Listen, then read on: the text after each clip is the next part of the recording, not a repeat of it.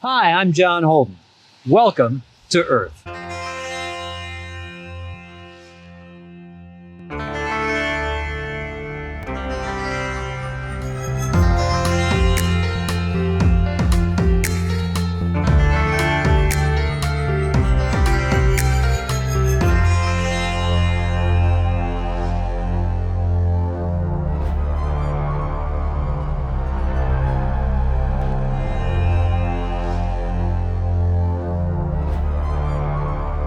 Finally, we take you to Padre Island National Seashore in southeast Texas, the longest stretch of undeveloped barrier island in the world.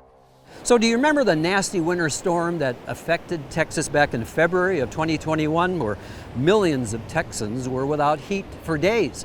But an unusual storm like that also affects wildlife, especially sea turtles, including nearly 1,000 sea turtles that were saved thanks to the rescue wildlife programs that are underway here. Let's take a look.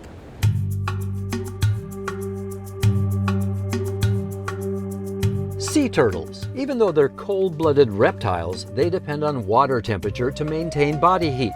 When the water becomes too cold too quickly, they suffer from a form of hypothermia known as cold stunning.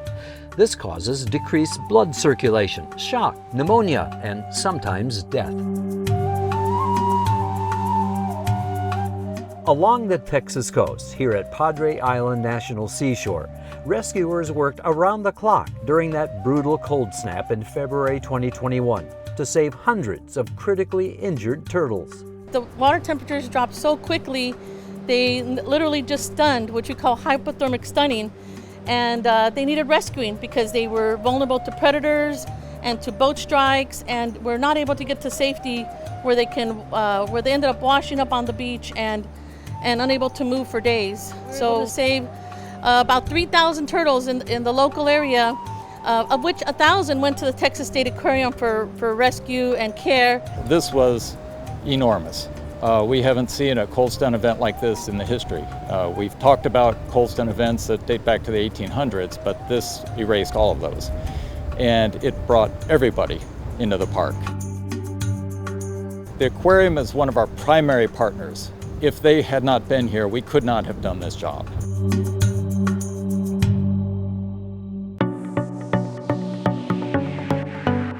Since the beginning of 2021, the Wildlife Rescue Center here at Texas State Aquarium has released more than 1,070 sea turtles. But that's not all. Most marine species found on Padre Island National Seashore are part of the aquarium's efforts to recover and rehabilitate all kinds of injured sea creatures and wildlife, to nurse them back to health and protect their habitats. Pickles right here, she has cataracts on both eyes, and Crush, Phil, and Lil, they have buoyancy issues. So they were struck by boats. So this is Mila. She's one of our ocelots here at the Texas State Aquarium. So she was born in human care. Ocelots, there's only about 50 to 80 left in the wild in Texas. So they're part of the species survival plan with the Association of Zoos and Aquarium. The significance of the Texas State Aquarium is we are the official aquarium for the state of Texas. We hold that distinction proudly, and we take that from being in an aquarium where people come and visit and see the animals and learn about marine ecosystems, all the way to our wildlife rescue program, saving endangered species along the Texas coast. Over 31 years, the Texas State Aquarium has become recognized as one of the top aquariums in North America. Its wildlife rescue program is one of only a handful in the United States, with the capacity to care for thousands of marine and aquatic mammals, sea turtles, birds of prey, and shorebirds. As you can see, there is a lot to see and feel here at the Texas State Aquarium. For instance, you can feed a flamingo. Don't take all of it, or you'll get full. You can interact with a dolphin, and you can even touch a stingray or shark. We're here to inspire people, and we want to inspire people of all ages. We want to give them opportunities to get up close and personal with animals here at the aquarium, touch, feel, have a full sensory experience to understand how important animals are in our environment.